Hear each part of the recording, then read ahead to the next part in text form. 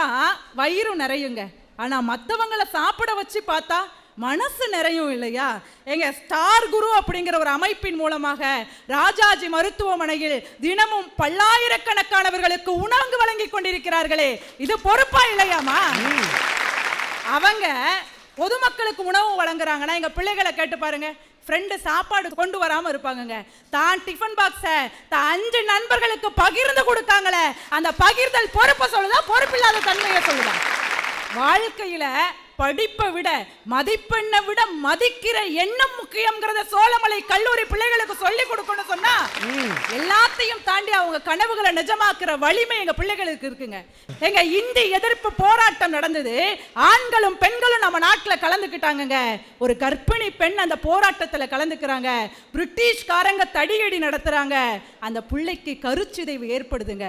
பேரறிஞர் அண்ணா மேடையில பேசும்போது இப்படி பதிவு செய்தார்: கருச்சிதைவு ஏற்பட்டு விட்டால் கூட மொழிச்சிதைவு ஏற்படாமல் பார்த்து கொள்ளக்கூடிய சமூகம் நம்முடைய தமிழினம்னு பதிவு செய்தார்னு சொன்னா இவங்க கிட்ட பொறுப்பில்லைன்னு இவங்க எப்படிங்க பேச முடியும்? இந்த மண் சித்திரை திருவிழாவுக்கு பேர் போன மண்ணுங்க. நம்ம வைகை ஆற்றில கள்ளழகர் இறங்கும் போது இஸ்லாமிய சகோதரர்கள் இந்து மக்களுக்கு எல்லாம் நீர்மோர் கொடுக்கக்கூடிய பணியை சிறப்பாக செய்யறாங்கன்னு சொன்னா சமத்துவ மண் எப்படிங்க போலியா இருக்கும்?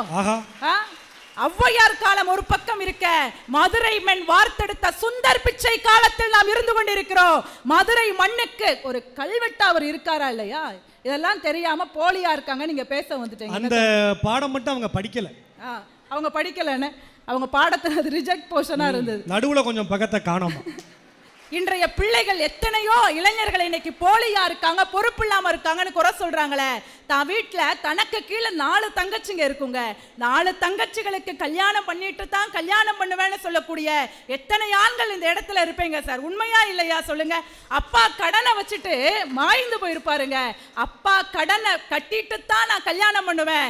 எங்க கல்யாணம் பண்ணிட்டு மாமனார் சொத்துல வாழ்றது கெத்து கிடையாதுங்க, தான் சொந்த கால்ல எங்க இளைஞன் நின்னு பிள்ளைய கல்யாணம் பண்ணி வச்சு குடும்பம் நடத்துறான் பாத்தீங்களா, அதாங்க பெரிய விஷயம். பூரண சுந்தரின்னு ஒரு பொண்ணுங்க, மதுரையை சேர்ந்தவங்க, IAS ஆனாங்க. பத்திரிகையாளர்கள் பேட்டி எடுத்தாங்க, கண்ணு தெரியாம எப்படிமா முதல் மதிப்பெண் வாங்கியிருக்கீங்கன்னு கேட்டதற்கு அந்த பெண் சொன்ன பதில் என்ன தெரியுமாங்க? என்னால முடிஞ்ச வெளிச்சத்தை இந்த உலகம் அறிய வேண்டும் என்று நினைத்தேன், அதனால் நான் படித்தேன் என்று அந்த பெண் பிள்ளை சொன்னதுன்னு சொன்னா, எங்கள் பெண் பிள்ளைகள் கையில் ஒரு பெரிய ஆயுதம் இருக்கிறது, கத்தியும் கோடாரியும் அந்த ஆயுதம் கிடையாதுங்க, நாங்கள் கற்ற கல்விதான் அந்த ஆயுதம் என்று சொன்னால் எங்கள் கையில் இருக்கக்கூடிய ஆயுதத்தை வைத்து நாங்கள் பொறுப்பாகத்தான் இருக்கிறோம் என்பதை தெரிவித்துக் கொண்டு